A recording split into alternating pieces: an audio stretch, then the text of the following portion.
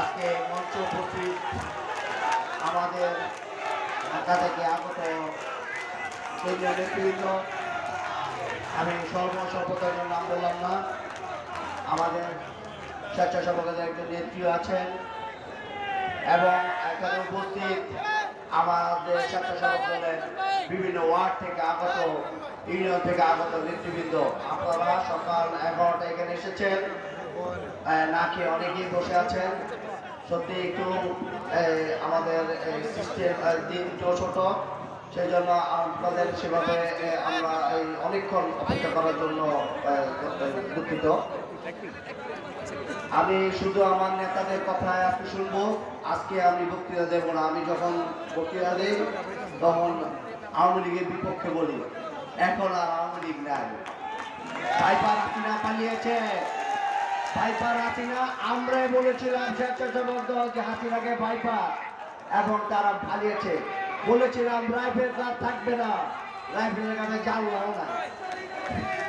যাই হোক, আমরা এখনো সরকারে আসি নাই, আমাদের নেতা এখন বহুদূর। মা আমাদের চিকিৎসায়,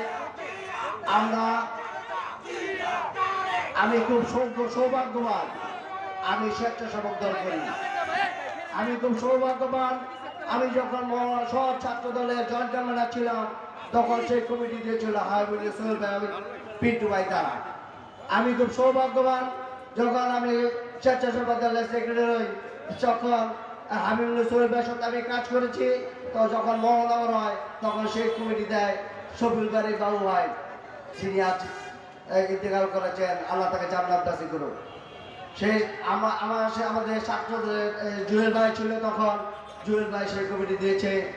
এবং আমি সর্বশেষ এখন কর্মের অবস্থায় আমার কমিটির উপর অনুমোদন রাজীব ভাই, যারা রাজপথ থেকে বুক পেলে গুলি বেঁধে নিয়েছিল, গুলিকে তারা ভয় পায় না। এরম নেতা কর্মী আমি গর্ববোধ করি।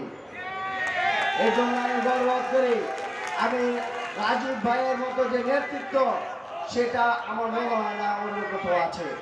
এই জন্য আমি গৌরববোধ করি।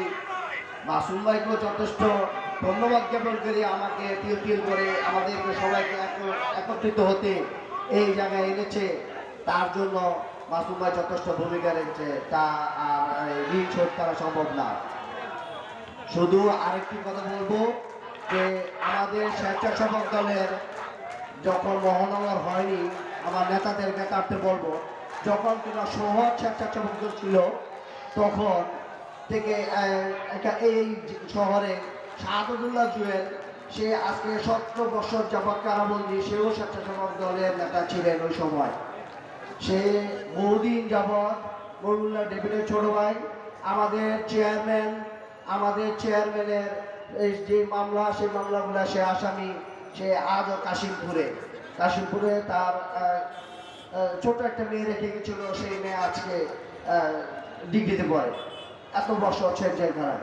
তাই আমি সেন্ট্রাল নেতৃবৃন্দকে বলবো যে আপনারা একটু উপরে এই ব্যাপারটা কথা বলবেন, যে আমাদের এই স্বেচ্ছাসেবক দলের একজন নেতা, সে যাতে আর জেল না থাকতে হয়, তাকে যাতে আমরা খুব শীঘ্রই জেল থেকে বের করে এনে, তার মা মারা গেছে, তার ভাই বোনের কাছে আমরা দিতে পারি। তাই মনে করি আমরা এই কথাটা হয়তো অনেকেই জানেন না, আমি আমার নেতাদেরকে নেতাতে বলবো যে এটা আপনারা একটু তদারকি করবেন। আর যারা 5 তারিখের আগে কাজ করেছেন, তাদেরকেই রাজপথে থেকেছেন, তারাই কমিটি পাবেন।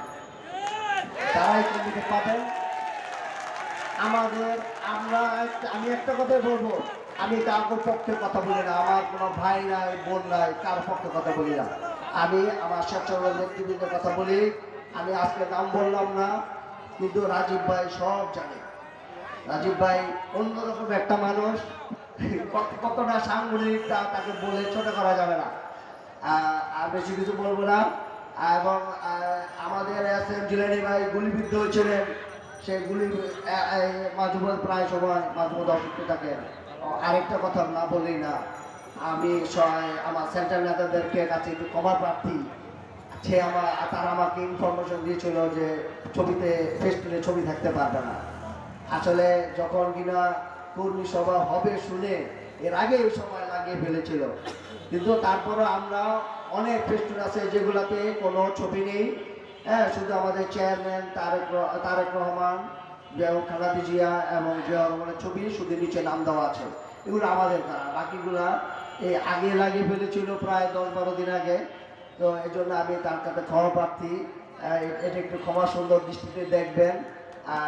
আর বেশি কিছু বলবো না। বাংলাদেশ জিন্দাবাদ সবাইকে, হ্যাঁ, আর সবাইকে বাংলাদেশ জাতীয় জিন্দাবাদ, টেক ব্যাক বাংলাদেশ। তারেক রহমান ফিরে আসবে, দেশে ফিরে এসেছে, এটাই আমরা আশা করি। বাংলাদেশ জাতীয় জিন্দাবাদ, তারেক রহমান জিন্দাবাদ।